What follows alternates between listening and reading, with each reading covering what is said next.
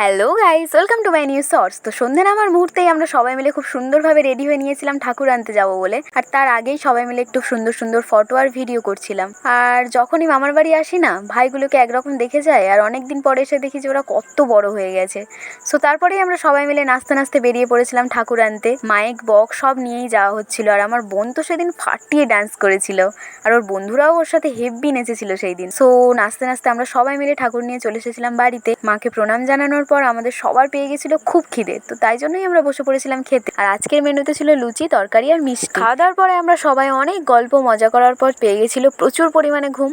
So ঘুম থেকেই উঠে দেখলাম এবার ঠাকুর বিসর্জনের পালা। আবার একটা বছরের অপেক্ষার পরেই আবার এই দিনটা ফিরে আসবে। সো মাকে বলেছিলাম আবার আসতে, ফিরে এসো আমাদের মাঝে। বিসর্জনের মুহূর্তটাই সব থেকে কষ্টদায়ক আর যন্ত্রণাময় হয়। সো চলো আমরা এখন ঠাকুর বিসর্জন করে বাড়ির দিকে যাই। আর তোমরা আরো শর্টসের জন্য সাবস্ক্রাইব করে দাও। Bye bye.